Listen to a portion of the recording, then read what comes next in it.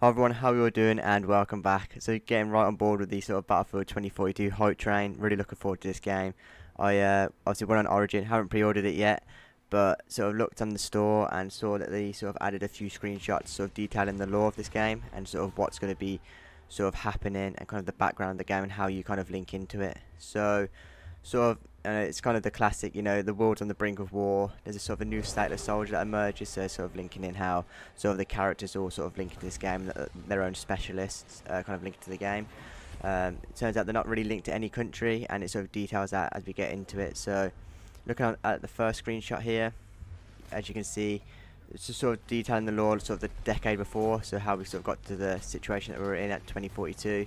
So it's to kind of mention like the whole sort of rising sea levels, collapsing economies, broken alliances. So kind of a real kind of something that will sort of stir up the whole war between sort of warring countries and sort of lead to what we find in 2042. So as you can see, there's sort of a few details, sort of a few key dates where storms happen, floodings and other sort of things, especially like August the 8th, with sort of the collapse of Germany, the European Union sort of disbands. So that's sort of a key one there, definitely in my books. At the moment, obviously, Europe kind of gets along with each other, trading and whatnot. So I guess with the collapse of Germany, so it turns into full sort of free reign in the whole region. So it's going to be interesting how they sort of incorporate all that. But yeah, that's the sort of leading up into the first decade of where we get to in 2042. So during all this chaos, it sort of leads rise to a group of people that call themselves the No-Pats. They don't really have any sort of alliance to any particular country. They're just sort of a group of people that are sort of looking for a safe place to live, sort of during all the storms and sort of the unstableness of the countries that they're a part of. So they sort of all come from different backgrounds here on the screenshot. You can see sort of families, farmers, doctors, engineers and soldiers. So obviously that kind of all links into the whole sort of characters and specialists that they're kind of adding to Battlefield 2042. So with all these different backgrounds, it's going to see how they kind of link it in, maybe with like different perks and different sort of gadgets and whatnot. I'm really looking forward to this, but that's sort of where they come from, and sort of how your character sort of links into the whole sort of events that happen in this game.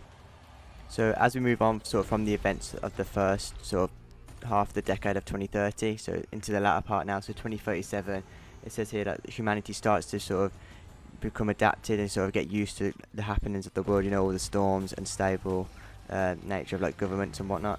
So they start sort of developing and making advancements in renewable energy, desert irrigation, so being able to farm in the desert and sort of using sort of sea walls to protect coastal cities from the rising sea levels. But it has gone to state later on that like obviously those no-pats that formed during those the unstable part of the first half of the decade, they're still around. They don't want to be sort of a part of a country now, and sort of become a sort of a permanent fixture in everything, and sort of have a real sort of sway over countries and governments just because of their sheer number.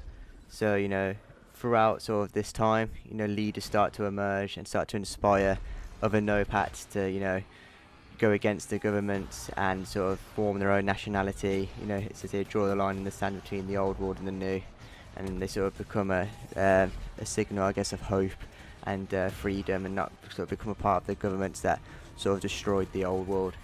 And it says above, throughout this, we're going to sort of the classic, between US and Russia, war erupts, since they're the last two superpowers, they're sort of vying for control over the new world. So I believe later on it goes into sort of, oil, gas, and sort of space and land and everything else. So, I'm guessing this would tie into sort of maybe you have to select a side on the start screen and stuff like that. It's kind of how you link into your characters. So sort of joining a side and joining a team. So as we begin the new decade, a catastrophic event called the 2040 blackout occurs, in which a sudden space debris storm sort of wipes out all satellites, pretty much knocks GPS offline, internet, planes crash, communication collapses. So with that, obviously governments can't communicate with each other, let alone communicate with one another inside the country.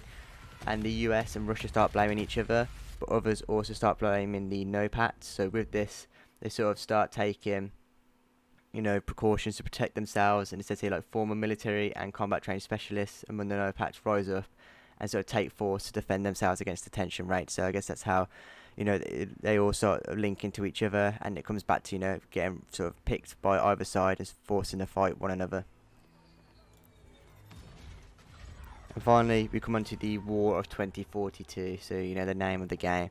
So obviously with here, you know, it's a classic food and fuel shortages sort of cause a war between US and Russia, and they sort of hire the no-pats and sort of use them to sort of fight a proxy war between each other and sort of escalate the conflict over the resources. And they sort of, with that, they promise sort of refugees a piece of what's left.